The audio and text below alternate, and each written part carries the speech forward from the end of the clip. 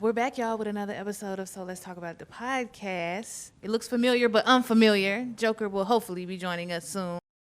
Yeah, he late. But he late. He's late. Your mama say when you show up late all the time, she say that's a character flaw, character defect. Might have to work on that joke. Before we, get into it, because I know y'all see who here, make sure y'all subscribe. If y'all haven't subscribed, just stop, take a break, subscribe. Okay? And if you already subscribed, share and like. Yeah. Drop a comment. Tell us you're here. Tell us what you like. Tell us. We don't care about what you don't like, but you could drop it anyway. That's so cool. I'm going to go ahead and introduce our panel. Of course, as always, we got Fast Money. Woo! Woo! We got Reallyfe Rook. Me, the Angel White, the baddest albino entertainer, and we have a special guest, the Mr. Charleston White. AKA Rat Williams, AKA Unc. Yeah, the young that made me Unc now. How you feel about it? I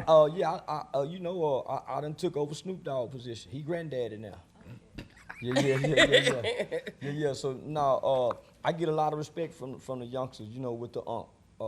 Yeah.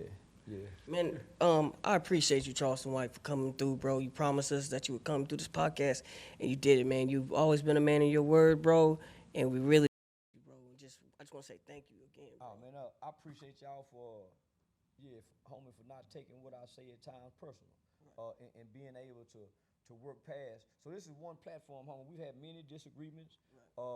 We've almost had falling outs, but we've always been able to sit down, talk, listen, and hash things out. So that means a lot. Right. Yeah. You said before we get all the way into it, man, and that was great. Thank you. But you said something about Snoop, and he been at the Olympics going crazy. I ain't been seeing him. I just know he getting paid quite a bit of money to be at the Olympics. Right. Yeah. Man, what do you think about Snoop being the face of like just America, an American citizen just enjoying the Olympics? Like that's his whole thing. Like, Snoop was the smartest rapper out of the gangster rap era. He was the smartest. Tupac died, Biggie died. Snoop went and stood on stage with Martha Stewart. So he switched the whole game up. So we've seen Snoop, 187 on the undercover cop, transition to being in court for murder, throwing up rolling 20s as a Long Beach gang member, to hanging out with Bishop Don Juan. He was doing at one point in time. He started doing movies. But when he went on primetime television, daytime television with Martha Stewart, he rebranded himself, and he completely changed the narrative of a rapper / gang member / street guy to being, I'm gonna say, a TV mogul. Yeah, definitely. And I also, when he had that slot machine, I knew it was when you get you a slot machine. Oh yeah, you done made some real money there. And Cadillac gave him the Snoop DeVille. Right. So remember, he had the Snoop DeVille. So, man, big ups to Snoop Dogg. Man, it's crazy because, I always say him and Ice-T they flipped that shit the best. Like, Ice-T went from gangster cop killer to a cop. One of the longest running TV shows. And he was stomped down with the pimping. Yeah. So for a long time, man, he was in the circle of the pimps. Right. So I remember him doing an interview, said he made himself his own. He started to pimp his own self, rather than letting the industry pimp him. So you gotta grow. That's why I've always honored Mr. Larry Hoover. Yes, sir. Because he changed gangster disciples to growth and development. So, homie, you gotta grow. You gotta develop to be something better than what you were yesterday and who you were last year. So, man, that's the epiphany of what growth and development. Charles, I'm curious. Have you ever looked into his case, the Larry Hoover case? And can you speak on anything about that? He was railroaded by the government. So I reached out to Kanye. This year and said, man, I think if nothing else, we can petition Donald Trump and sit down and have a conversation with Donald Trump, and for nothing else, trying to see what we can do to get Mr. Larry Hoover removed from those inhumane conditions of being 24-hour lockdown, or 23-hour lockdown for all of these years, because how much threat can he pose at his age? And let him be in general population. I know people say, well, free Larry Hoover. Well, hold on, let's go one step at a time. Let's get him out of isolation confinement. Right. Let's get him out of isolation and work him into general population, and then let's try to work him out of general population to society. So I've been studying Larry Hoover since I joined the Crips, the Rolling 60 Crips, at the age of 15 years old in the Texas Youth Commission. So I stole the Black Gangster Disciples literature. So by the time I got this literature, the 6-point star represent what Larry Hoover was trying to change about the gangsters, right? Growth and development, knowledge, wisdom, understanding. So I stole that knowledge, and so that's how I became familiar with who he is, and then Jay Prince have always put him out before the culture. Right. So the song Street Nigga by Jeezy, you hear Larry Hoover saying, and he's giving clear instruction on what we have to do. Niggas who call themselves real street, they're gonna have to be the ones to step up in the community and start making change. Because contrary to what people believe, nobody follows rappers. The rappers follow the real street niggas. Right. The kids follow the rappers, right? So the rappers mimic the street niggas and the kids mimic the rappers. That's why the kids think everybody trying to look like the rapper. The players, the pimps, the hustlers, they was the ones that wear chains, pinky rings. Rappers, if you saw the movie Paid in Full, it shows you that. Right. Mm-hmm. So it was the rappers mimicking the street nigga with the big gold chains, and so yeah, homie. So in that song, in the beginning of the song, he give clear instruction.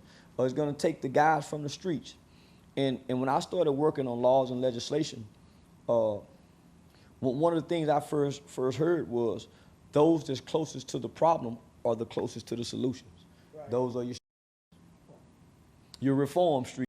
Let me just say that. Right. Is there such thing as a good street? Yeah. Because good streets operate of principles, codes, and ethics. We don't sell drugs in front of grandmama's house. Them was real street. Right. Real street. Oh, say, boy, y'all gonna go to school. Real street did not let kids come out and hang in the streets. Real street did not give drugs to kids to sell. A real street paid the basketball kids that done good in school. A real street did turkey giveaways long before we even saw New Jack City. Right. Would you say Pops is a real? Yeah. That's a real street. Yeah. Pops is a gambler who sold drugs to gamble. But he been in the streets. He learned from his uncles and his dad and them. So real street took care of the community. Real street solved crimes, unsolved crimes in the community. Who done wrong things in the communities disappeared. That's where you hear the saying, "We don't hurt women or children." Those were real street. These street guys today hurt women and children. These street guys today sell dope in front of anybody's house. These real street guys are very respectful. Real street guys are always trying to find a way to get out the streets. Right. Today's street think you can ball till you fall. You can do this forever. The idea of being in the streets was get what you can get and get out. These trying to retire in the streets. So that's the comparison. So I got a question. Say I'm 18, I'm fresh out of high school.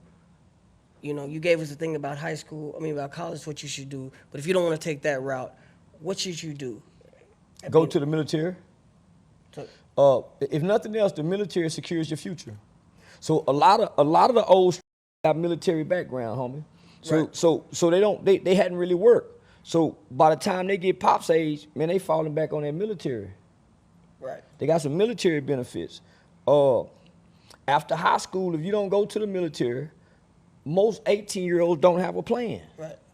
So what they end up doing, homie, is staying at home, following somebody else's plan. Right. So if you 18, you need to have at least a 1 year, 3 year, 5 year goal.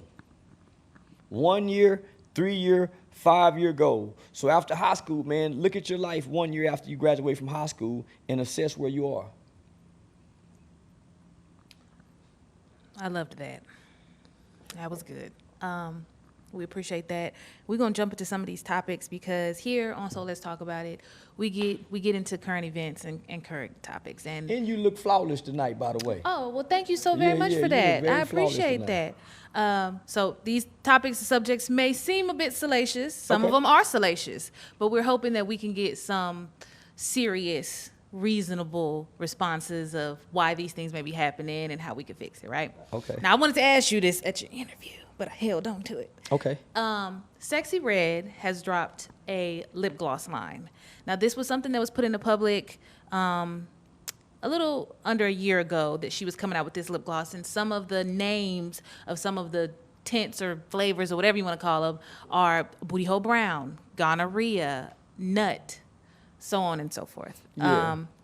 And the internet's in an uproar. The internet is upset because they feel like you are marketing towards the adolescent, the young, and you are putting in their mind even further these negative aspects, trying to make these negative things seem cool or cute or popular or poppin'. What are your thoughts on her new venture in makeup? 5 years ago, I'm gonna say 7 years ago, I had the local statistics on STDs and STIs in the Tarrant County area. 7 years ago, 3 to 5% of the new HIV cases was from ages 15 to 25. So 15-year-olds are now catching HIV because this is a sexual culture now. So you had TLC who promoted condoms when they first came out. You don't think it's ironic that now they're promoting STDs? This is promoting STDs, and it's making it cool to have an STD. So if you think booty hole brown and you eat booty, that's why, and this is what I noticed. I've been on social media for 5 years straight, and you've never seen a bump on my lip. I'm in the camera every day. You've never seen a bump on my lip. You've never seen nothing where my lips look like. So they're promoting STDs and STIs. Not only that, when you look at today's statistics and numbers, some of the cities that's leading the way, 2 of them in Texas, Dallas and Houston. So they're not, so homie, it's hard to have safe eating ass. How safe can eating be? But you know they have like what they call dental dams? Man, ain't getting dental dam after the club and they horny. Most people, man, niggas high. Man, most people not going, most ain't using rubbers. So all they're doing now is promoting sexually transmitted diseases and making it seem cool to be infected. So that's why the numbers aren't decreasing, and that's why nobody's feeling shame about having STDs. Now it's being propagated. Booty hole brown lipstick. How many women go say, "Ooh, girl, I got that booty hole brown on my mouth. Girl, I'm wearing that gonorrhea." And just know, you can get gonorrhea in the throat. You can get gonorrhea in the throat. So, man, man, we in trouble. Now, why would you ask him a salacious thing like that? Here's a question: have you ever ate some booty? No, that's for my wife. I tell every female that's for our honeymoon. That's not for. Well, man, listen. Let's ask ourselves this: who told us that it'll feel good if somebody licked? What sensation? I'm gonna tell you the rappers. So let me tell you. Let me break it down, Charleston. What happened was, this is what happened, bro. Plows came out. He said, "And if I suck on that, that's gonna get you wet." Then Kevin Gates came and stepped it up a notch. I'm gonna eat your ass. Well, but hold on. This is how the woman turn you out into. This is how the woman activates your homosexuality by playing in your booty. Yeah. And then what classy woman want a man mouth on her ass? And I'm saying, who told you that you can do something out your and you just say, yeah, because homie, you still got factors, E. coli bacteria, fecal matter, Come on, man. So all man. Man, do y'all remember when Homie, it that's why wasn't? I don't tongue kiss. I don't eat. I don't do none of that. I just because dogs do that. You see dogs and animals. I slang. I'm like Mister on The Color Purple. I climb on top of you and I do my do. I'm not sniffing no homie, because as a man, homie, I want to be a dignified man. It ain't now woman in the world say, because she's going to tell somebody, he ate my and when y'all break up. And then she go tell people she ate. So when I'm on the toilet, boy, when that turd hit that water splash up, man, feel funny wet, man. They be feeling uncomfortable with a wet ass. So I asked this question on my comedy show. What position do a man have to get in to get it? The women say you like to lay on your back and put your feet in there. That's a woman's position. For sure. You get in doggy style. And then when you and your woman watching television and you got the remote in your hand looking at ESPN, how do you get it going? Do you look over there and say, baby, you go eat it? Oh, man.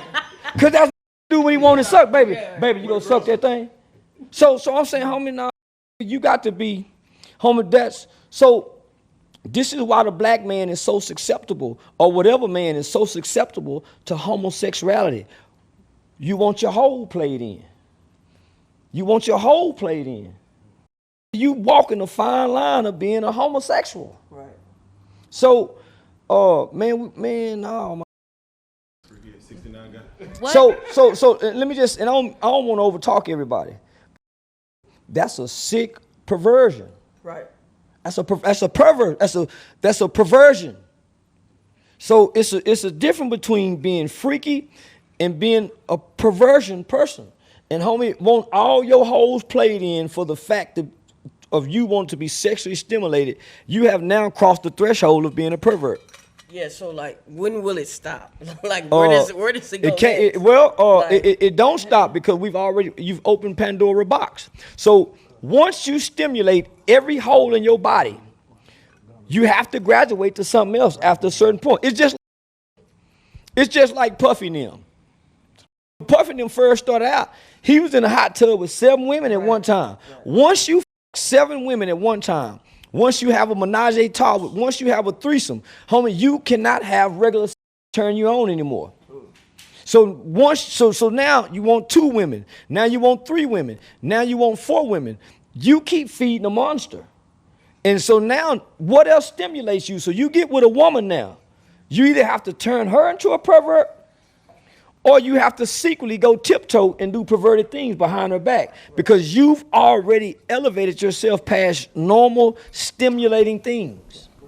So normally, man, I'm stimulated off conversation, talking, macking to a bitch, stimulated off that, nigga. I'm stimulated off not knowing a woman, walking up to her and say, hey, man, what's your name? Can I buy you some drink? Trying to get her. That's my stimulation, the hunt and the chase. Man, no. I don't. Wait. So how do you avoid this, Charleston? Because I know you done came into like a crazy bag and stuff like that, and I'm sure there's women just throwing themselves at you, right? All the time. So I'm sure there's been a girl's been like, hey, let's run a train on them. So I was at a place in Atlanta. It was me, my publicist, P from Quality Control. I had Goldmouth with me. Man, just walked up on me and said, man, we want to have a threesome with you. For one, I don't like a woman who like me. I don't like a woman who like me. I like what I like. So a woman can't like me. I don't care how bad she is. You trying to play on me. So if 2 of y'all come saying I want a threesome, y'all finna set me up to get robbed. Or while I'm f***ing one, because I only got one, what is she doing while I'm her? Her hands gonna be roaming. So her hands gonna be roaming. Are your pockets? Man, come on now. One at a time. You waiting, I get you tomorrow. Hold at one time. I can't satisfy 2 holes at one time. And after I nut, I don't want to nut no more. When I come one time, I don't for an hour, 2 hours. You got to be on some type of stimulating drug to do that. I'm a nature-driven man. And when I come, I've already released the pressure. Man, let me go to sleep. Yeah, I don't want to stay up trying to get freaky. So Go, yeah, no, man. Now, let me get your take. There was a guy who a girl he's fucking with paid $3,500 to get him out to Mexico, and then as he got there, he was surprised by the homegirl pulling up saying, "Damn, I want a threesome." So he was like, "Nah, vacation. No, I want to go home." I don't blame him, homie, because y'all, man, homie, you don't know what kind of game they playing. Homie, see, women have become too dominant in the bedroom for two women to take on one man. And they have got women get off the plan in your ass. It's in a woman's nature to conquer the beast. What other way to conquer the beast than to making him come in the house every day in mine or playing in his booty hole? So I've heard girls say they start out playing at the top. So cause I did a 20 versus 1 time, and the broad said, do you like your gooch played with? I didn't know what the gooch was. Damn. So when she said when she said the area of the gooch, who let you go down there and stay still enough? I'm gonna be jumping.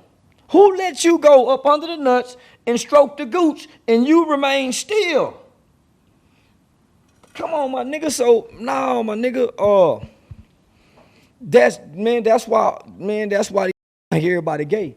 That's why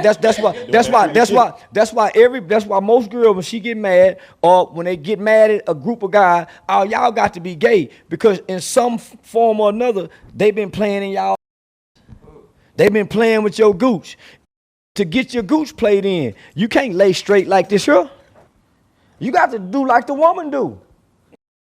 So it's no wonder that the women is taking on man traits and man characteristics, and the guys are taking on the female traits. The roles are being reversed sexually.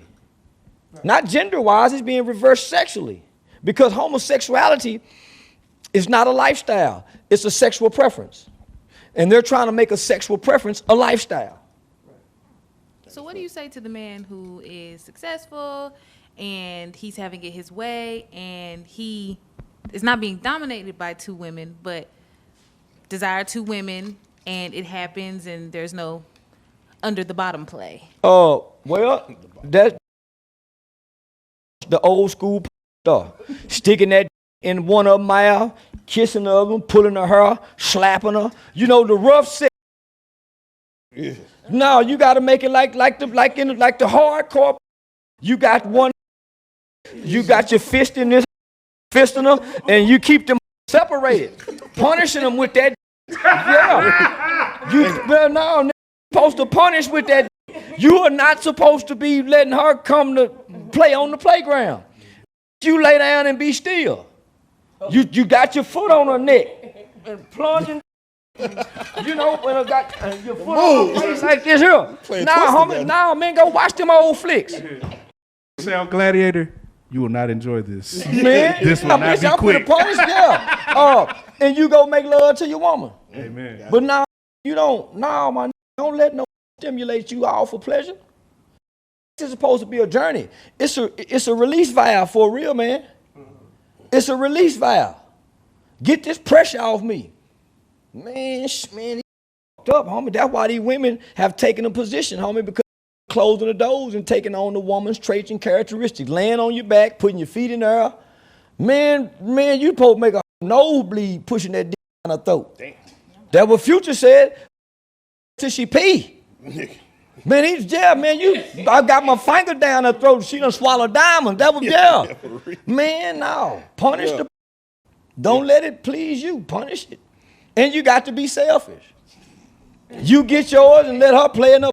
Get her. You get up and go. Stop trying to please a woman all the time. It ain't about her. It's about you. Let her. You supposed to be selfish. You supposed to be selfish in the money.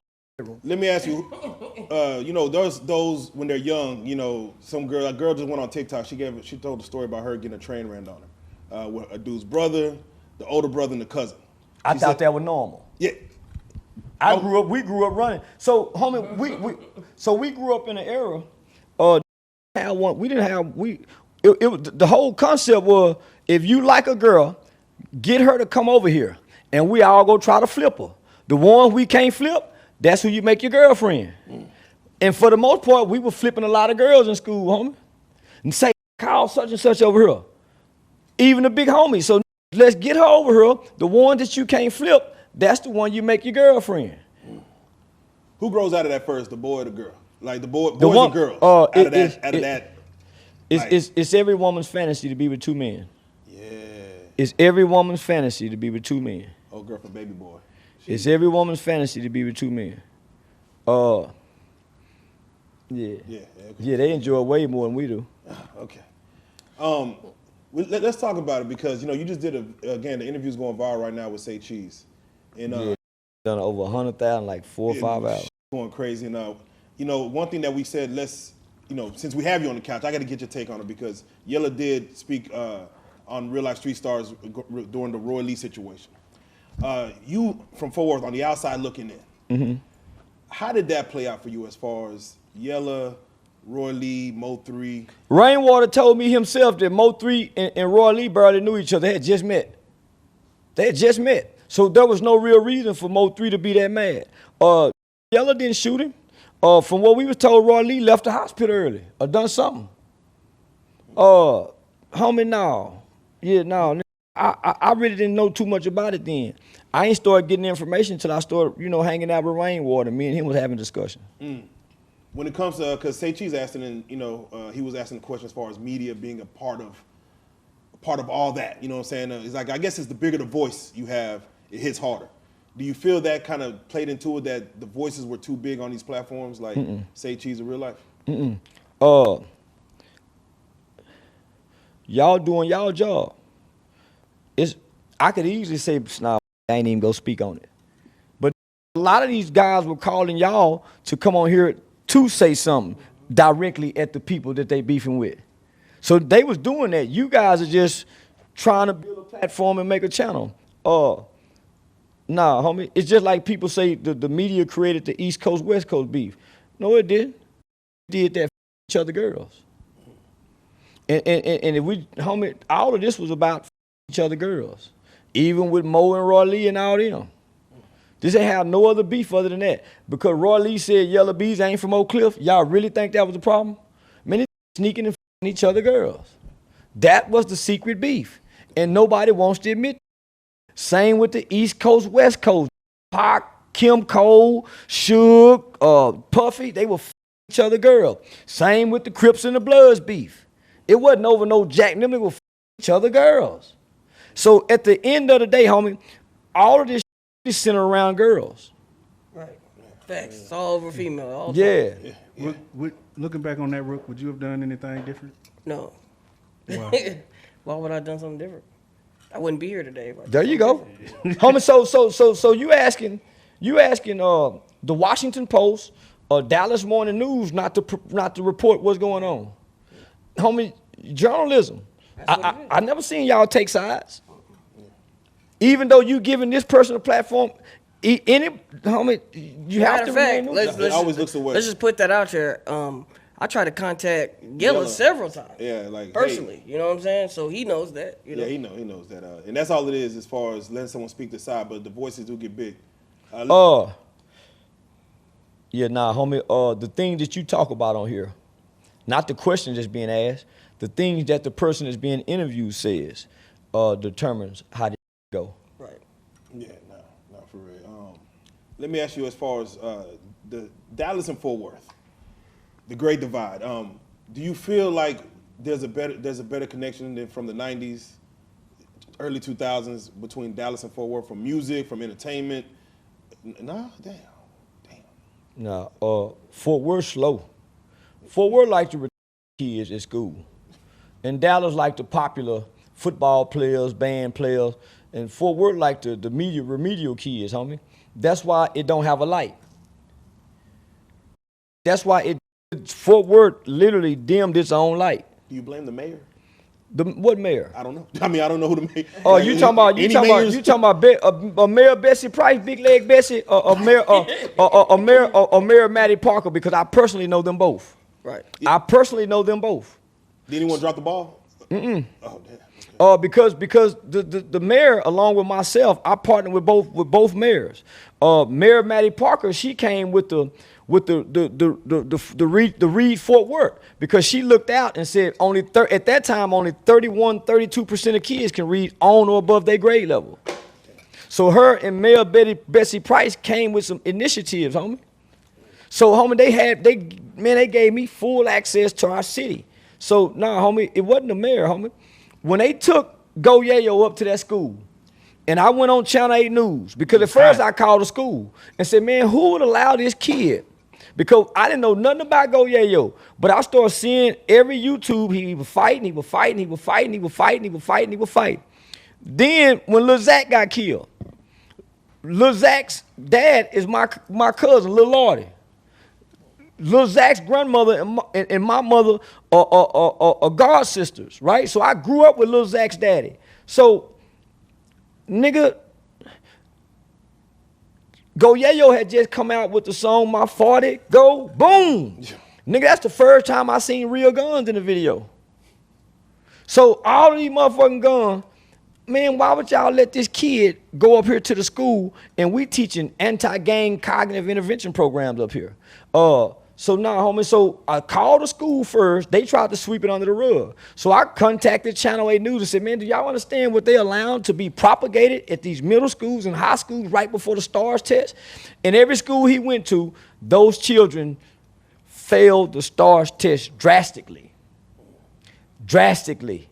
So, nah, my nigga, the city was mad at me for that. Oh, man, why? Nah, homie, I wouldn't want my kid. But those parents, those low-level, dumb-minded parents thought this was cute for this kid to go up here. So he sowed the seeds of gun violence in our city.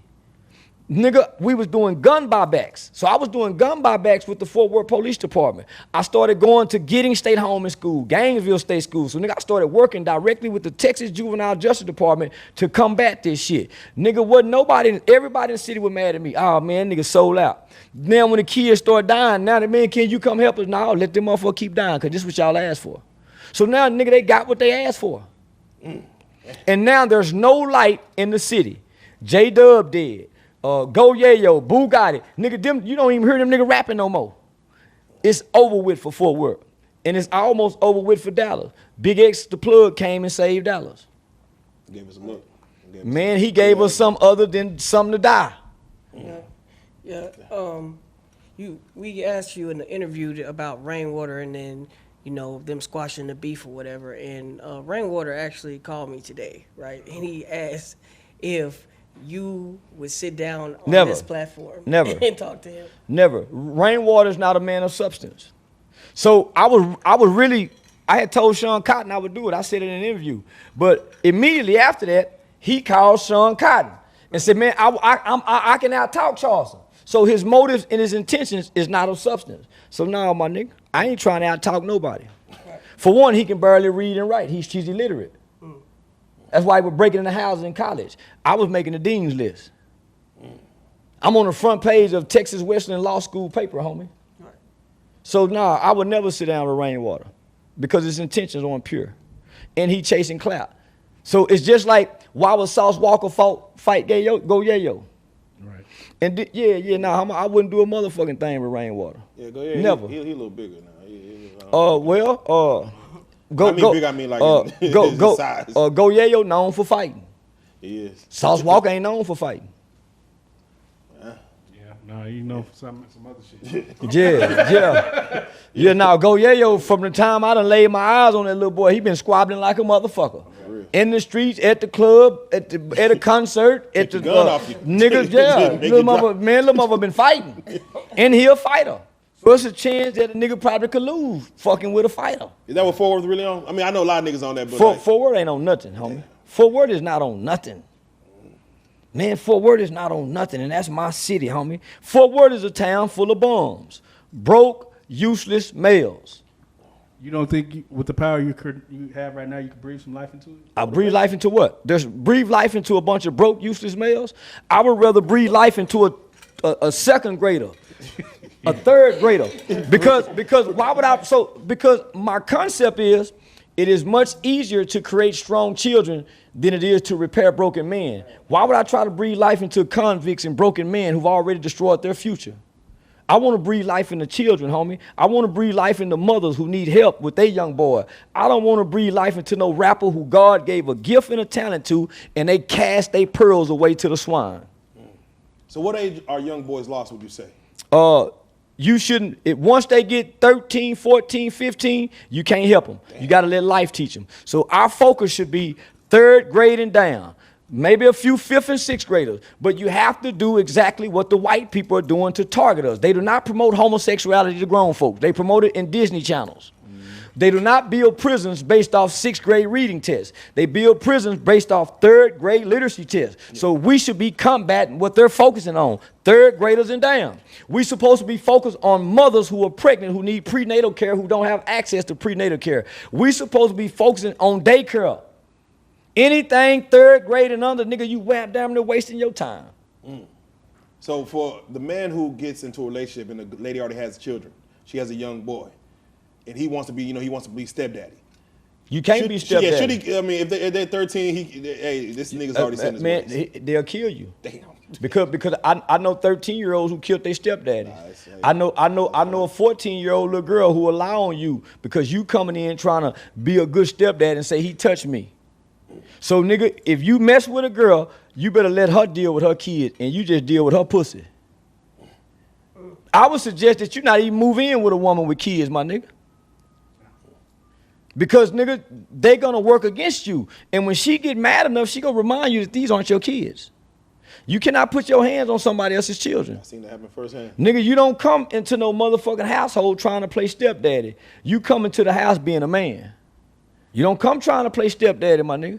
You say something to the mama. You don't say none of them kids. Because they're going to resent you off you coming in this late in their life. They're going to resent anything, any male presence that's trying to be positive. Now, if you come in, let them smoke weed and let them do all that, they may embrace you. But if you come in as a real man and you trying to enforce rules and regulation and laws, they're going to resent you. So, man, it's best just fuck on a woman with kids. Don't be trying to play stepdaddy to them kids that ain't yours, my nigga. Just play with that pussy. Don't play with them kids. Should you consider a long-lasting relationship? Is that possible? A woman with kids from, man, you got to catch him when the baby young, 9 months old. But if you coming in and he's 7 and 8, man, nah, nigga. No, 7 and 8 is not. Let me get your take on dealing with baby daddies. Oof. You shouldn't have to deal with the baby daddy. Nope, nigga, why I got to deal with that nigga? That's your baby daddy. Because he want to know who around his kids. I ain't got my business what he want to know. Me and him don't have no conversation. Me and him don't say nothing to each other, my nigga. And if he say something to me, there's a problem. Nigga, because I was told. Because I was told, nigga, you supposed to say something to the bitch. Nigga, you supposed to talk to the bitch, my nigga. Me and you ain't got nothing to talk about, my nigga. You talk to the kids and the bitch. Now, if I'm mistreating your kids and your kid, then you address me as the man. But nah, man, I ain't got nothing to say to no bitch baby daddy. Bitch, you talk to that nigga. Matter of fact, I don't even want to deal with no hoe that got a baby daddy that's trying, because a real nigga go sit back and observe how he interact with the mama. And the kids go come back and report. So I ain't got nothing saying to that nigga. The baby daddy saying I don't want nobody around my kid is typically the nigga that's not around his kids. Yeah. Now, hey, a video went viral of a baby daddy pulling up on a nigga for getting his son's haircut. He like, who told you to cut my son's hair? Nigga, you don't cut that boy hair. You don't, no, nigga, I'm on trip about you getting my son a haircut, nigga. No. You don't do nothing with them kids, my nigga. Fuck them motherfucking kids. You stay focused. That's the bitch. You stay your eyes on the bitch. Unless you want them captive save a whole ass nigga. He start doing everything. Man, you ain't supposed to do nothing with no other nigga kids unless you the coach. Right. Yeah, them don't want to you the coach or nigga. Yeah, man, you don't take no nigga daughter and go over here and get a crochet braid, and you don't take no nigga son playing stepdaddy and go get him a ball fade. How you know let the daddy cut that nappy motherfucker hair? Man, nigga, fuck being stepdaddy, nigga. Your obligation is to the hoe, not her kids. All right, fuck the kids. And if she come and say, well, I'm a package, fuck her and leave her. Fucking leave her. And if the dick good enough, she'll violate her own constitution. We broke our own If code. the dick good enough, she'll broke her own violate her own code. constitution. You'll make a whole rewrite her constitution. Man, I done heard plenty of hoes say what they won't do. Once they get that good dick, they rewrite the constitution for you. I don't want your kids there when I come over. Man, shit. Can you send them over there to their grandma? See if their daddy come pick them up. Man, that whole rewrite the constitution for that good dick. Damn. Speaking of baby daddies, Big Sean and Janae Aiko have been together some odd 7 years. When they got together, neither one of them had children. You know, they had a child. They've been together. They've made albums together. And the world is wondering why Big Sean has not married her. Bitch ain't worth being married. Man, when a woman is worthy of being married, nigga be proposing within the first year. Man, if a nigga hanging out with a hoe for 6, 7 years, 8 years, man, he ain't gonna never marry the bitch. Why would I pay for the milk and I got the cow? He said that there's work that needs to be done. Man, how much work? How though. much work has to be done in 7 years? Man, I know people. And they got a kid. Man, how much work has to be done in 7 years? Man, that's a broad that's lowering her standards for a man that she loves. But don't when you marry, y'all's income becomes together, your debts become together. If you got Not she owe necessarily. child support now, You can do prenups. Yeah, that's true. You can do a prenup. Yeah, right around that one. I was trying to explain. Well, I wasn't trying. We had a conversation about prenups, and I was saying that everybody has this one standard idea of what a prenup is. Well, if we divorce, you get nothing. But a prenup is nothing but like a marital contract. It can say whatever you want it to Yeah, say. it can say whatever you want it to say. Man, marriage is a business that has a contract. So, nigga, marriage, the contract is what make you married. And you get to put in this contract what you want in it. If you catch me cheating, you get $100,000. So you get to amend what you want to amend. You get to have some say-so in whatever prenuptial you sign. So a prenup is not a bad thing. What are your thoughts if a woman doesn't want to change her last name? She's so prideful of her Oh, name. that ain't your bitch, nigga. That ain't your bitch. Ooh. 24 Belong to her daddy. Man, that's why those women with those mindsets typically divorce, and that's why you see almost 80 to 90% of women of color, they die alone. We see granddaddy, when he died, he got grandmama and Miss Mabel cross town who they whispering at the funeral. Not Miss May. Or it's some speculation he got some more kids somewhere. When grandmama died, she died alone with the grandkids and her kids, and she have no companionship. So the black woman is her companionship is television. She don't have a man. She don't have no male companionship, and that got to be a lonely life. I don't care how much you convince yourself, say I'm all right with peace. Man, it's a lot of niggas in solitary confinement at peace that's suffering in loneliness, because it is the nature of a human to desire human engagement and human contact. It's the nature of a woman to desire to have and want a man to love her if it's nothing but a male companionship like Oprah and that nigga. Oprah done kept this man, the male companionship. Yeah. We ain't got to get married, but that nigga ain't left Oprah. Man, the male, because they're companions. Yeah. So nigga, so that's why the work boyfriend be so special to him. That's why every woman got a work boyfriend, homie. Every woman got an online boyfriend, whether it's that nigga Jax. Every woman got some male image that she watches or listens to. And in her mind, she secretly is intimate with that person in her mind, in her thoughts, and in her feelings. She get excited when he come on TV. She get excited when she hear him. That's why so many people jump. That's why the women praise the pastor. That's why, nigga, they give gifts to the pastor. Man, that's why, nah, my nigga, they can't change nature. They can say what they want, my nigga, but they can't, you can defy it, but you can't change it. If a woman's a widow, should she remarry? Like I think that. Well, I can't say that because her husband died, and she can't find nothing to replace what he was. Should you quit fucking with a woman if she had like a work husband or a weed man or a male best friend? Nigga, when you get the next woman, she got one. Yeah, nigga. The shit you talking about? So what's the limit? Because there's a lady who put a camera in her house, and her dude went off, I guess overseas or somewhere for like, whatever. He's gone, and the amount of niggas that came inside this house back and forth. She put the camera. Or he put the camera to see what was going on, and he just put it right at the door. And it seemed like she had the damn NBA team coming in. So he put a camera at his door to catch his woman? To catch his woman. And what he saw was... He already knew she was a hoe. That's why he put the camera up. But now, he out. You ain't got to see it, nigga. You know it. Why you got to see it and you know it? Facts. Yeah, you know. Nigga, felt the spirit of it, goddamn. Man, listen. You know what kind of hoe you got, and you know what kind of hoes you attract, my nigga. You attract who and what you are.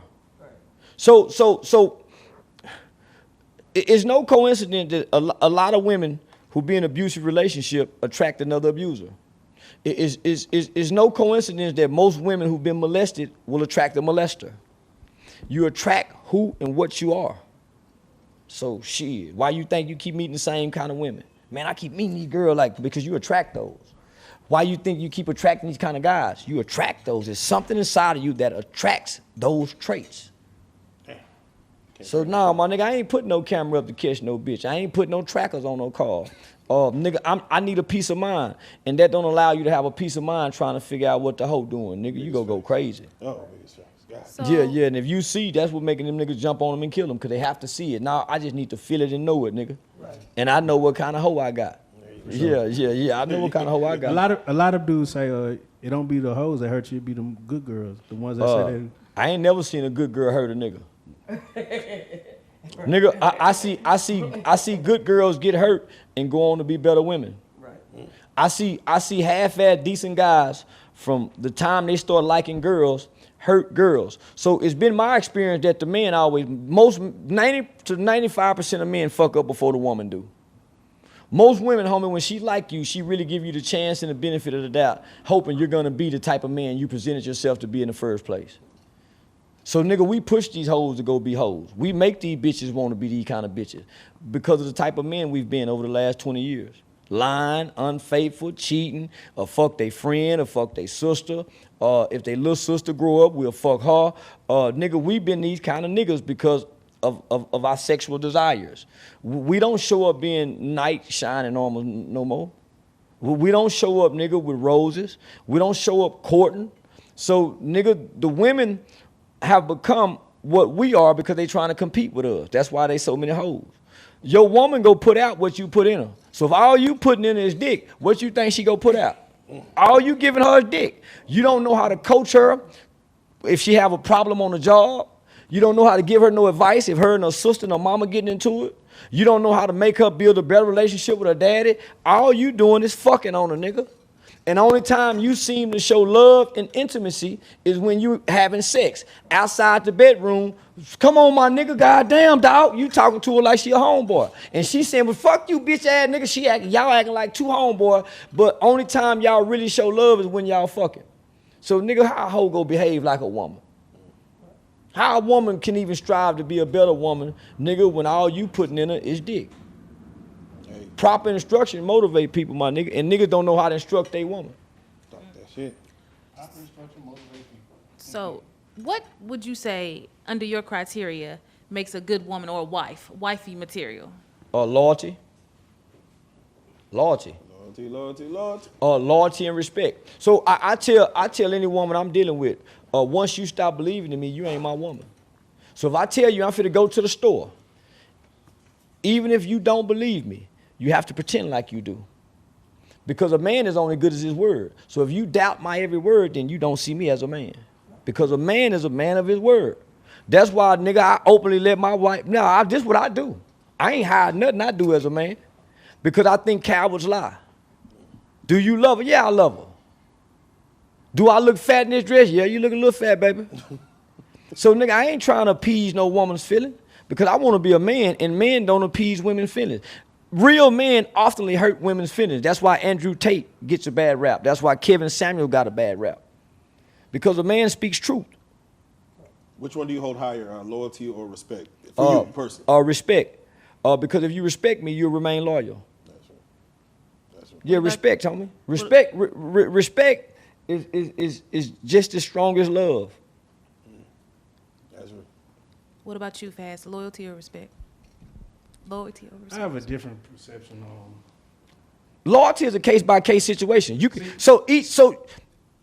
loyalty is a minute by minute thing. Respect is All encompassing. It's all encompassed. You see what I'm saying? See, What I've you been, I saying? know a lot of women who come in talking about, I just need loyalty. I'm gonna give you loyalty. They usually be the ones that be nagging the most and talking the most shit and having the most shit going on. Cause they can't give you nothing else but loyalty. Cause they can't give you no peace.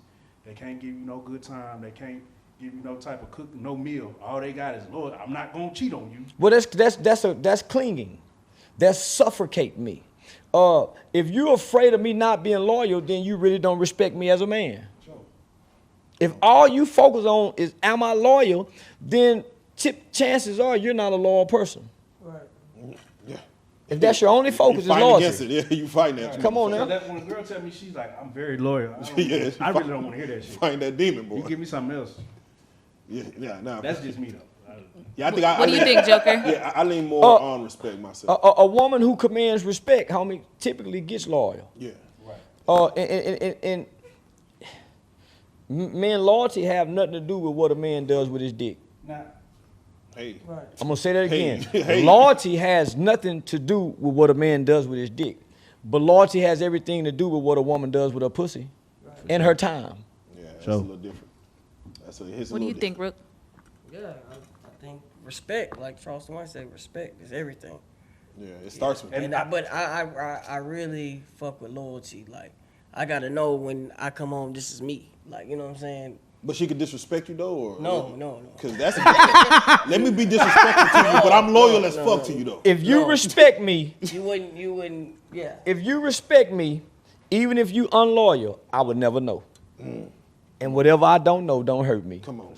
So if you respect me enough, I would never know. you will tell me a lie good enough to make me believe it, and I never question that lie. Take it to the grave. If you respect me, we respect our parents, don't we? For sure. And boy, we'll lie like a motherfucker to them. Right to their face. That's what I'm saying, nigga. But out of respect, nigga, we're gonna try to tell them a lie that's convincing. That's what I was trying to explain to my sister, because my child lied to her, and I was like, that's because he respects you. That's because he respect Yeah, you. he didn't wanna hurt you. Well, most niggas lie to their women because they respect them. Yeah. Famous baby boy line. Yeah. It was Man, I lie to you to protect your feelings yeah. because I respect your feelings. Yeah. Man. But yeah, homie, loyalty is a case by case scenario. it just the idea of it, because I've dealt with the last woman I dealt with, that was her. Oh, I'm just so loyal. Bitch, that's all you got? Is that's every card you put on the table? You just so loyal. I don't want it. What? I can't get no breakfast when I'm over here in this bitch. I can't. We can't go out and have no good Man, time. it's a lot you of smoke women- Black and Milds. I want a bitch that. You the only one. It's a lot of women that's loyal to you, nigga, but they don't believe in you. They don't respect you. For sure. And nigga, they can't breathe life into you. They don't nurture your spirit. Right. All you got, you loyal because most people loyal to their circumstances and their choices. Absolutely. They loyal to their circumstances. Yeah. He gonna come through. None of these other niggas will. My baby daddy ain't gonna come And- through. Took care of me this long. The nigga at my work, but husband, he ain't gonna come through. And the nature of a woman is to be loyal. She's completely loyal to her emotions, not you as the man. Because once she start feeling what she feeling, nigga, it's over with. Because she's not gonna go against what she feel to be loyal to you. For sure. So nah, man, respect me. Men do that. Go against their emotions. Yeah, and go against their nature to try to be loyal. Right. And they be miserable. They be miserable, nigga. Punching the wall, punching the air. It's true. It's Well, true. well, homie, that's why when niggas get off of work, they don't go straight home. They go to the bar like They stop, they make a whole bunch of stops before they go home. Cause they miserable having to go in every day to try to play like they loyal when they nature.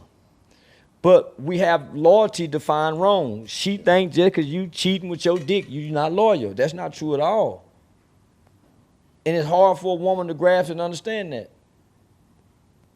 So I know some women who feel like you cheating if she catch you jacking off the porn. Yeah, man, I'm jacking off to you.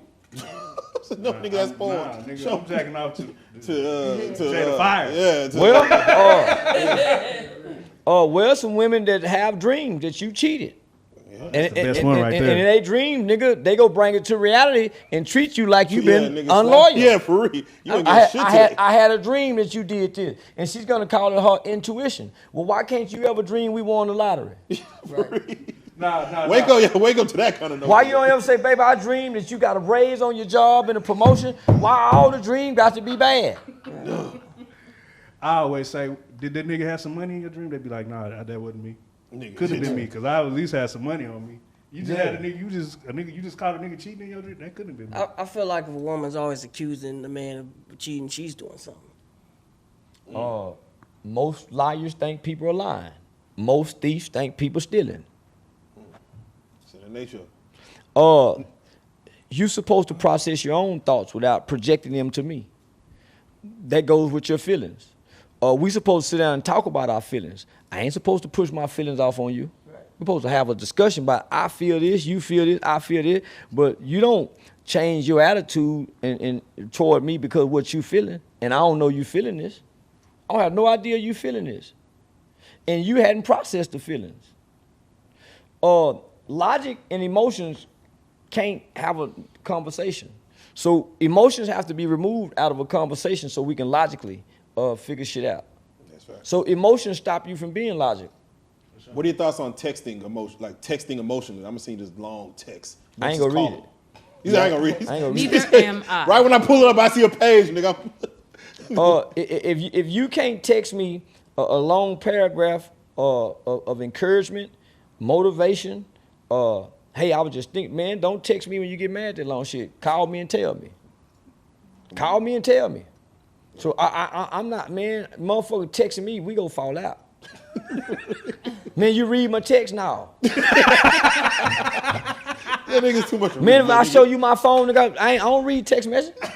Because if it's really important, you would call. There you go. There you go. Yeah, because any other time you'll call. Right. Come on. Yeah. Come on. So for me, texting it's an scapegoat and it's a cop-out. And they get lost in translation, especially nigga trying Unless I'm texting some love type, nigga, the love letter right nigga. You know what I'm saying? I was listening to this song, I thought about, yeah, nigga, I'm on Mac, but I don't want to argue through text and express myself through no text message, not no angry feelings. Nigga, give me them good expressions in text messages. Tell it. Hey, I hope you have Ladies, a good day today. You know what I'm saying? Bitch, let's do that. Come on now.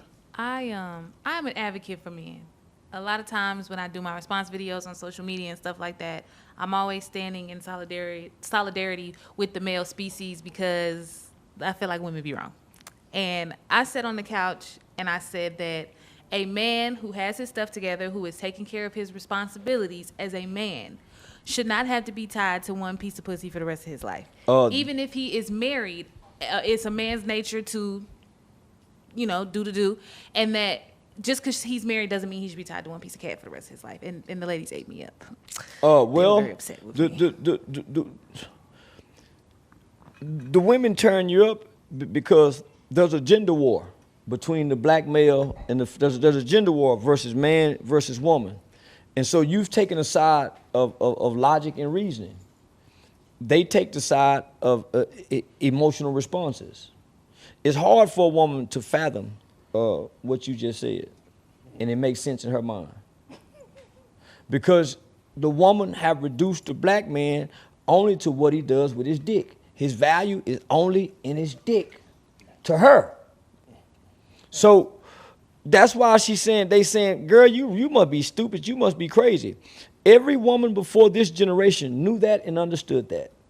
Because the woman is now thinking like a man and trying to act like a lady, but it's impossible. So if you're thinking like a man, then your thoughts is what a man is doing. How can you be a better woman thinking like a man? How can you improve yourself as a woman? So that's why a lot of hoes sitting around fat, out of shape, unhealthy, because they thinking like a man, and they not thinking like a woman to make themselves better women. How you feel about that Ozempic? What is that? The weight loss, I think it's a shot in your leg. In 2 months, you're skinny as fuck. You didn't lost 100 pounds. Man, them hoes can pop pills and do that. Yeah, not for real. Yeah, man, I seen plenty. Yeah, man, I seen a lot of hoes be on them ecstasy pills. No, them motherfucking jiggers. Shit, I don't know nothing about it, my nigga. I don't see hoes getting skinny. Look like hoes getting fat. Yeah, man. These hoes built like the Kool-Aid man with the big upper bodies and the small legs. Yeah, Vivica Fox said she's ready to settle down now. Ain't nobody sitting down with no burnout hoe. Nigga looking for nigga don't want no burnout. Them whole nigga, man, once a woman get 31, 32, and nigga she done had fun in her 20s, she's a burnout. That's why you see Jamie Foxx with a 22-year-old. That's why you see Floyd Mayweather with a 21-year-old. Niggas is looking for a turnout. Not a burnout. Yeah, many hoes burn out, nigga, at 28, 29, 30, and they done had fun from 17 to then. Nigga, they burn out. That's a high mileage vehicle. Nigga, that motherfucking transmission finna go out soon. And you gonna have to get a new transmission. So, nigga, a new transmission costs damn near what a new car costs. So, nigga, go get you a new car. Hey, go get your turnout. For real. Yeah, nigga, fuck them burnouts, nigga. Man, them burnouts just good for a moment. See, them burnout, hoes like that is just good for 1 or 2, 3 fucks. They ain't even because a woman like Vivica Fox don't know how to take and please a man to the fullest because she's been selfish. That's why she ain't been married. She ain't had no, it's been all about her. That's why you gotta eat her pussy first. Man. That's why you gotta take her out first. I see her saying that shit. Nah, my nigga, so no, nigga, go get you a turnout that's bright-eyed and bushy-tailed. Wouldn't you think it's like they're trained, like they're conditioned? Your perversions and things? No, they're conditioned. They're not trained. The Bible speaks of training. The Bible says you're supposed to train up a child in the way that they should go. So when you think about training, think about police training, fire training. We're raising kids, and we teach them some things, but we're not training them. So that's why they don't know which way to go, because they haven't been trained up. So, nigga, ain't nobody training these hoes. Man, these hoes being conditioned based off the type of man they attract and the type of man they choose to let inside them. Ain't nobody training these bitches. These hoes fucked up by their choices. Shit, man, don't let these hoes trick y'all. So I gotta ask, there's a study that went out for America. They saying the black man is the lowest on the scale of... He lower than whale shit. You know how far you, man, the black man lower than whale shit. You know how far whale shit sink in the ocean? Damn near to the bottom. Wait. They say it's on the ladder of the rising up the income ladder. Like they kind of stay... Like, they just don't rise up the income ladder. Well, that's true. And the black man don't have nothing to offer other than a piece of dick. Damn, to the world? To the world. Shit, to the world, Craig. To the world, homie. Like, be like, fuck the world. Man, the black man used to be of value. The black man used to know how to fix a car. The black man used to be the one out here building these roads, running the cranes for the skyscrapers. Nigga, we went from wanting to look dirty, having dirt up under our fingernail. We paint our fingernail. Nigga, the nigga with dirt up under his fingernails is a man. The nigga with the clean fingernail, the polished fingernail, the clean shoe, the fresh haircut, he has no value nowhere on earth. Dressed up pretty every day with them diamonds on, he passing by, he can't even change a tire. He don't know where the oil filter go in at. Nigga, he don't know how to get the radiator cap off when the motherfucker running hot. He don't know nothing. What about niggas who had their shirt slightly unbuttoned? What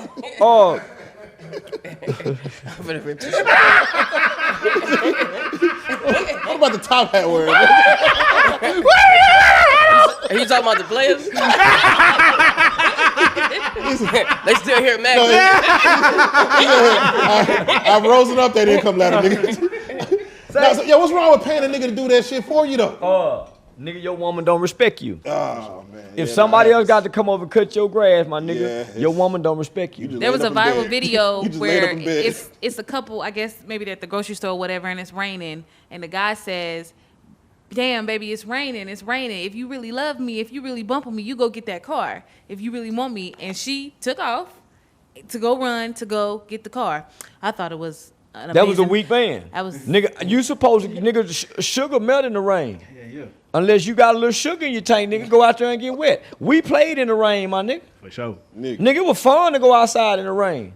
When the woman, her go get messed up. Her makeup go run. So, baby, I'm gonna run and go get the car. Hold on. I'm gonna tell you 2 instances when I was at my man who was challenged. A woman told me I wasn't a man if I couldn't barbecue. And she told me if I wasn't a man if I didn't wash my own car. Man, that hoe don't know what she talking about. Yeah. She said, you don't get up on Saturday, take your car to the and spray it down and what? And I said, fuck no. What? 1992, like a motherfucker. No. So let me just say this. The working man don't give a damn about washing his car. That's the nigga want to be pretty, go to the car wash, ride around, car pretty and fuck with the hoe. That's always been the player thing. Going on the car wash, washing the car so I can go look clean. Man, the nigga that got to work and take care of the family, he got to establish law and order. He got to establish law and order in his household. He got to protect. He got to provide. Nigga, that's the least thing that a man should be worried about is washing his own motherfucking car. Nigga, you pay the kids to wash the car. So now, my nigga, the man who can't change the tire, and that means his son, let's say, don't know how to change the tire, and it's a generational curse. But if you could pay a man to pay AAA, come out change my tire. That's the convenience of. So you gonna have you and your woman sitting on side this road, and it's and Hour and 30 minutes. Man, we done seen what in the last week or two. Man, we done seen a Fort Worth police officer get killed sitting on side the road in a wreck. We seen somebody else. So we go sit on side this road, and sometimes AAA take 2 to 3 hours.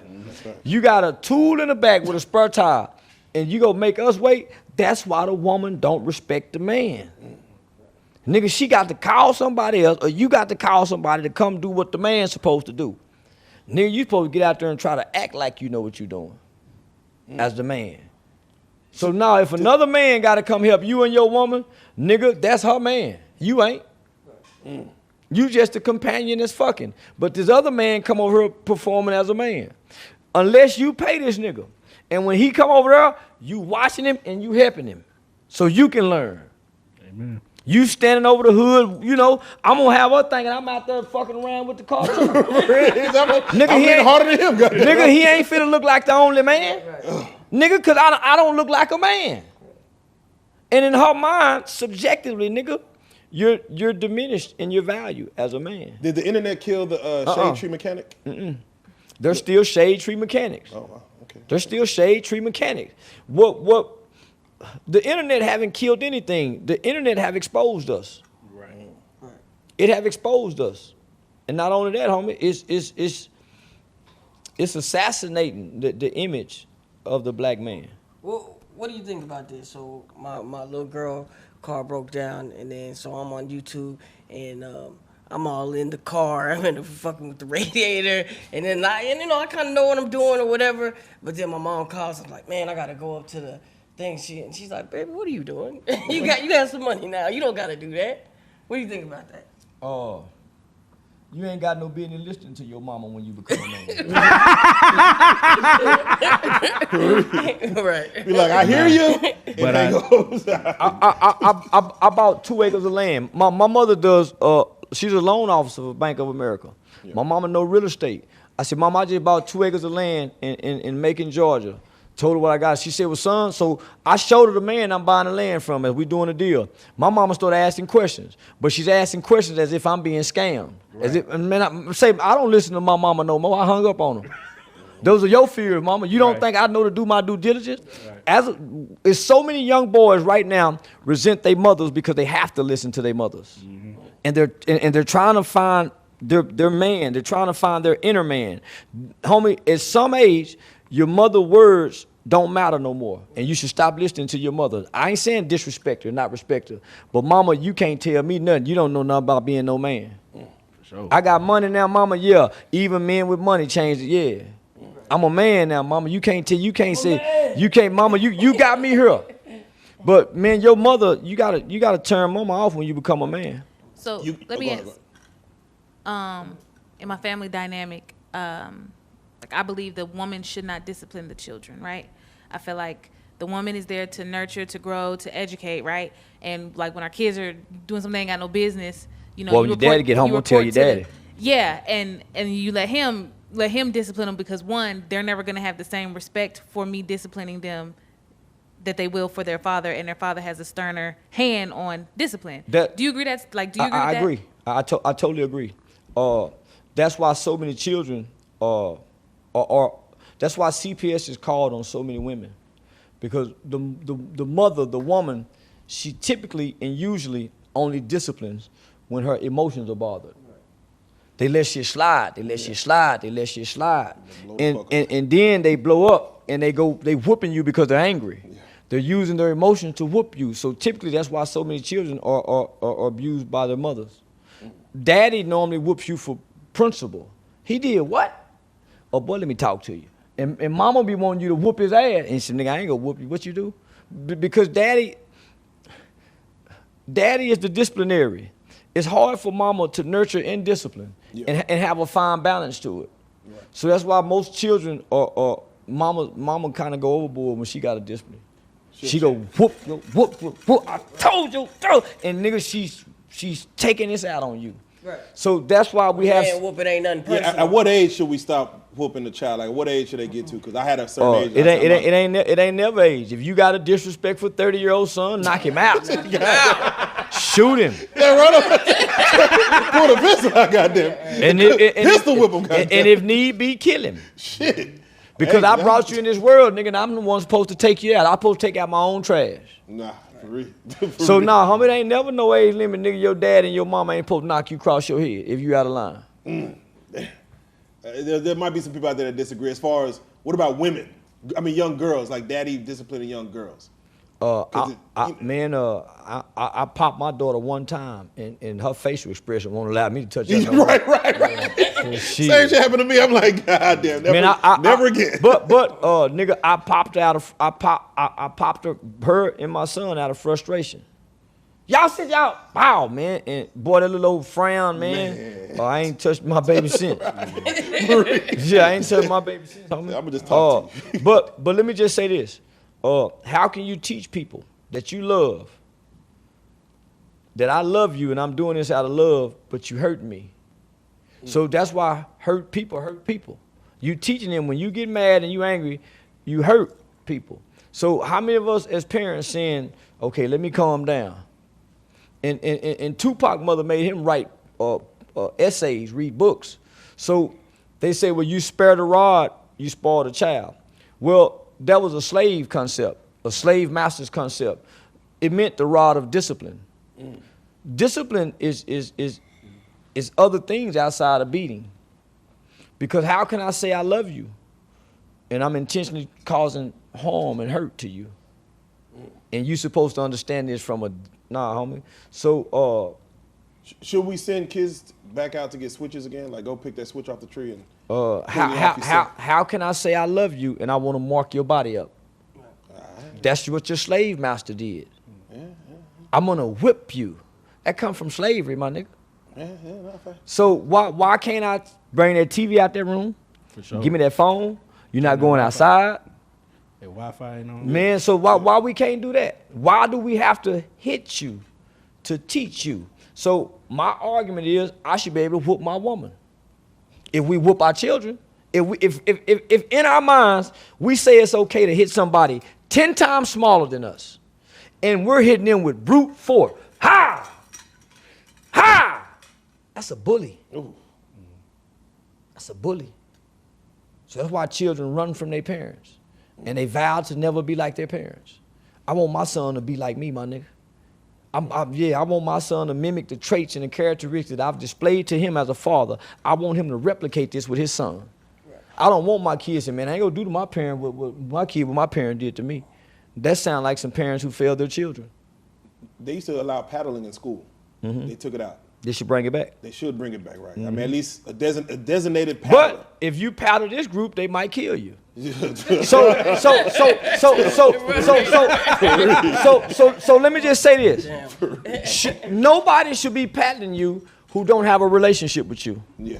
Sure. And if I have a relationship with you, why do I always want to hit you? Why do we want to hit our children? Why do we want to hurt them? Because hitting hurts. Why can't you go to ISS for 2 weeks? Why do you want to hit me? Think about, man, think about this. Why do you want to inflict hurt and harm on an innocent child who have an undeveloped brain, who's learning to make right choices and decisions? Why do you want to hurt them? You got that from slavery, my nigga, your slave master. I can, one time I was stealing from school. I used to steal, they had Legos at the school. And I would steal them and take them home and build them. And they told my mama, and my mama told my daddy he's at the school stealing. My daddy stripped me naked and whooped my ass for about 20 minutes. Yeah. Now, it's a flashpoint for me. Yeah, like, you stopped doing it, right? Stealing for sure. Nigga. I know kids who never stopped what they were doing. The whoopings didn't change nothing. Right. Well, I would say, Dion, you're pretty violent now. I am violent. So you saying you've never stole nothing since then? Nah, No, that's what I'm saying. So it didn't work. No, it didn't work. He did that for him. He didn't do that for you. I really think he just did it for my mama, because I don't think he wanted to even whoop me. Well, he cried afterwards. Well, let me just say this, and I won't say the name. One of my former friends stabbed his next door neighbor at 12 years old and received a 30-year sentence. He said when he was 5 years old, his daddy did something like that to him and made him go sit in the bathtub. He said that's the first time he had a homicidal thought about killing somebody. Wow. Immediately after, his dad came in with tears in his eyes, sat next to him and cried. He can't go undo that homicidal thought that kid had in his mind. Message. So when this kid committed a murder at 12 years old, he did the same thing to his victim that his dad would do to him. So he repeated those acts. So where you think niggas learn to whoop their women from? How they dad and them whooped them, their mama and them whooped them. So I'm saying, I watched my mother be a foster parent. And she couldn't whoop these kids, but she would catch them stealing. She would get the car, drive back to the store they stole from, make them walk in and say, I stole this. That shame and guilt will start working. Mm-hmm. You apologize for stealing this. And now you make them come work for free. Man, we fucked up, homie. Man. Yeah. We fucked up, homie. Yeah, so, I mean, what is a proper way to punish a 5, 6, or 7-year-old child outside of, taking electronics? And You don't punish children, my nigga. You correct their behavior. You don't punish them. You find ways to correct their behavior. Punish. You discipline. Punishing is for you. That's why they give you capital punishment. So, homie, you're supposed to discipline the child, correct the behavior, and then teach them. But what's being taught before you caught me stealing? Right. So, homie, so you're supposed to correct the child's behavior. My nigga, you don't supposed to punish no kid. You correct their behavior. You find, if your only method is to discipline a child, is to hit them, then you're a fucking bully. I don't care you a fucking bully. Because can't nobody hit you. And let me just say this. In order to correct the child's behavior, you first must establish a relationship to try to correct So if you don't have a relationship, how you go correct the behavior? And how many of us got great relationship with our kids? Come on. Is that why they call it correctional facility? The goal is to correct the young man versus capital punishment. They don't give you time to correct you. They give you time to punish you. There's a difference. Damn. Okay. Well, they give you time for punishment. You came out corrected though. I went into a boys' home. I didn't go into I went into something that was called home and school, and it was co-ed. So we spent time focusing on resocialization, not rehabilitation.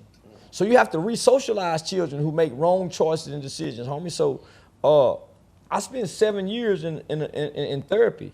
I didn't spend 7 years being punished. I was getting therapy, homie. So we had off-campus college classes. We had off-campus jobs. Homie, I don't know what it's like to be punished for a crime. There you go. So now we went into a boys' home, nigga, with getting stayed home in school. I know that we're about to wrap up, so me personally, I just want to get a couple things from you real quick. what are some good books that a black man can read that will help him navigate through this world? Understanding the Purpose and the Power of a Man by Dr. Miles Monroe.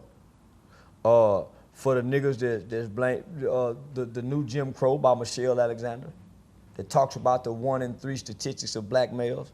The nigga, is nothing that you can do to change those statistics. Right now, homie, we can go find 100 pregnant black women and say, how many of y'all having boys? And go 1, 2, 3. These babies aren't even born. One of y'all babies going to prison or will be on probation or parole one day. You got me fucked up. Well, look at the conditions they're being born in. So you tell me, what are we doing differently? As single mothers and as fathers, what are we doing differently, my nigga, that can change those stats? Nothing. So, nigga, we can let the kids be born and go find 2-day-old babies and go 1, 2, 3. Boy, one of these babies going to prison. It don't say maybe. It don't say possibly. It says 1 in 3 will go. You ever been to prison? No. You ever been committed a crime and got some time? Okay, I ain't got the time. You? Nah. I'm the one. That's some real shit. 7 years for murder. That's some real shit. 1, 2, 3. That's some real shit. Count. Yeah. So homie. So we can't beat it. Yeah, we could count more. Bro, than you done did some time?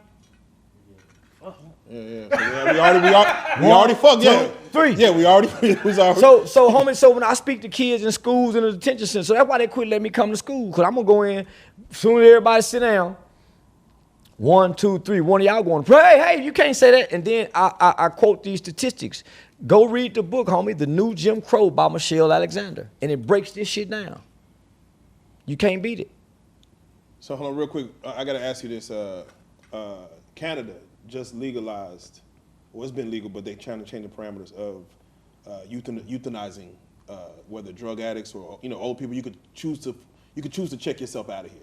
And Canada gave the okay that you can now just sign papers and say, hey, if for whatever reason life is fucked up, I could choose to go Are you to sure a that's doctor. legit? That's very legit. Because they said it $20. I don't know how much it costs, but what are your thoughts on that as far as someone just saying, hey, I want to go into an office, close the doors, and shut off my lights because life got hard. I don't give it no thought because I've had 2 close friends commit suicide. So I don't want to give that no thought. Man, Yeah, I had 2 close friends commit suicide. Were you able to talk to them prior, or do you know what time? Did you see the signs? People who really want to commit suicide, they ain't gonna talk. It's gonna just happen. The ones that don't want to do it, they're gonna let everybody know. Man, I want to kill myself. A motherfucker really kill themselves, and it just leave you wondering. So, nah, homie, I don't even believe that law exists. I think that's just something nigga read off the internet. Yeah, it might have been a variety of one of them false. Yeah, homie. So I'm gonna say check the credibility of that site. So what they said is they have a pod that's supposed to release nitrous oxide and put you into a painless sleep, and you slowly lose out. But they say it costs $20 to do. Pull it up. Show me, and I show me where you find that information from, and I'll let because most governments value life. Most people value life. Yeah, that's money. That's taxes. That's I can't see you can just walk into a place and say, man, I don't want to live no more. And they say, okay, come on in, y'all, kill him. Yeah, go on, kill. I can't see that. So, man, check your sources. You check your sources. Now, those are some good books. At what age should young men start reading those books, would you say? As soon as they can read. As soon as they can read. All right, man, because education is so fundamental. Reading is very fundamental. Well, education starts in the home. Miseducation starts at school. Indoctrination starts in the classroom. So if your kids can't read and count before they go to school, then you set them on a path to be miseducated. So typically what happens after miseducation, you become misinformed. You can read, you can write, but nigga, you're really miseducated. You only know what the school taught you, and then you're misinformed by what you watch and see on television. Even what they teach you in school ain't even real. Yeah. The Miseducation of the Negro by Carter Woodson. Okay. So, homie, there's a whole book about the miseducation of the Negro. Okay. Notice you couldn't pull that site up. No, I found it. Let me see it. But no, no one has approved no shit like this. This is the site, but. So this is USA Today saying these facts hadn't been proved. Right. Fact check. The pod exists, but no government legislation, or so somebody just has a death machine somewhere. There you go. Okay, right. Saying this, we're gonna do this, so it hadn't been done yet. Nobody can go do it. So USA Today said, man, let us see if this shit for real. I can't see no government saying, okay, y'all, let's kill these people because they don't want to live anymore. Yeah, no. But nigga, life is worth living. Yeah, Amen. Yeah, man, my nigga killed himself in front of his daughter, my nigga. Oh man. And me and my best friend. Yeah, man, my nigga went in the closet, and my nigga killed himself, and his daughter woke up to see his brain blowed out, and she ain't the same. My nigga son angry. Hell nah. Seek help, y'all. Seek help. Mental health matters. Yeah, mental health is real. Check on your friends. And let me just say this. I would ask the juvenile workers, man, what's the difference between today's kids and us? And they said today's children, as low as 7 years old, is battling mental health issues because of how they were brought and born into the world. Because most women are not getting prenatal care.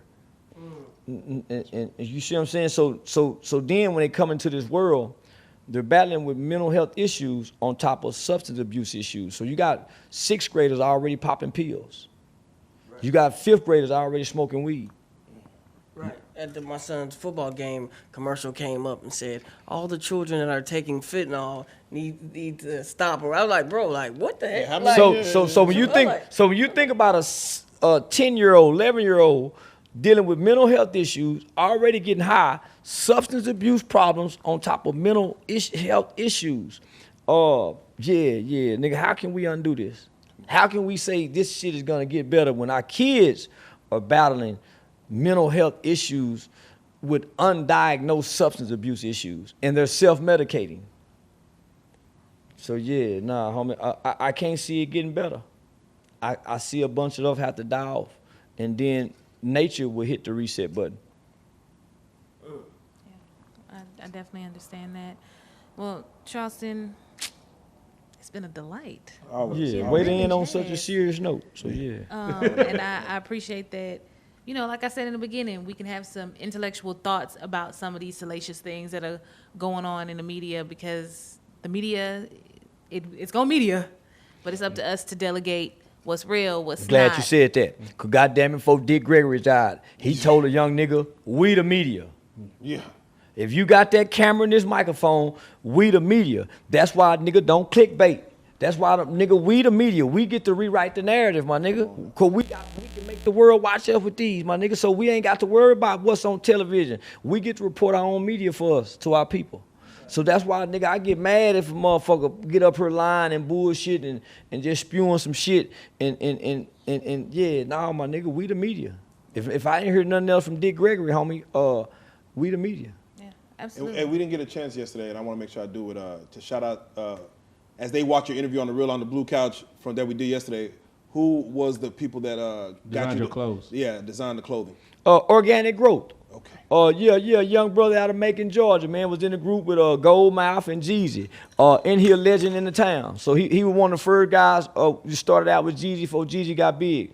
And he's creating a shop in a well downtown area that's gonna allow kids to come in and understand the business of textile, how to make their own products. And so man, shout out to Organic Growth, man. And who's your jeweler? They're looking at the ice. KD Custom Jewelry, man. I ain't quit my nigga yet. Come on. Yeah. We ain't quit him yet. This whole platform. I ain't learned about a fake diamond yet. That nigga taxing my ass. God damn. Yeah, that nigga taxing my motherfucking ass. Hey, I'm telling you, he do good work though, man. Yeah. As you can see, we all, KD, shout him out, man. Shout him out. So Man. Shout out to the fan bus too, man. And shout out, because they giving me my own platform, homie, where I got a school where I can teach the girls and the boys. So I got a date my niece with Unc, and then we got the Mac school. So homie, it's giving me my own way to kind of teach and be funny and be comical, but kind of give some game, you know, dropping it down on the ground for the hungry hounds, hoping that they stay around. Come on, man. You hooked us up with made us holler at Alien, baby Alien, the little nigga. Yeah. Should we bring it? Should we bring? Y'all gonna bring baby up here? I mean, he was really trying to get up here. I'm like, Nah, homie, he a cool player.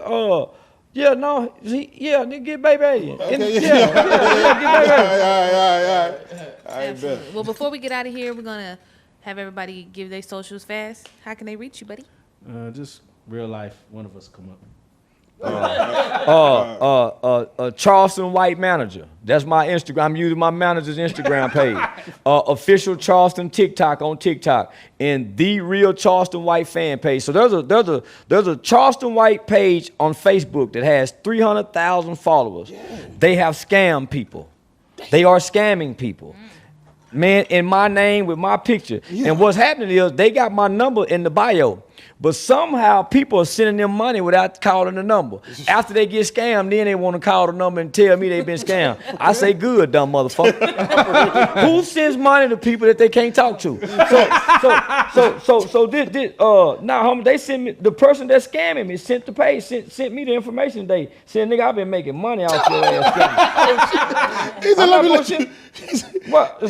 So the money they sent me, I said, nigga, look what I said. I said, I don't care. I make millions. Those are crumbs. But look, since 2023, look how they've been scamming. So this the page right here. God. Right. They got 200K. Look how much money they making scamming. $800, $1,000, Nigga.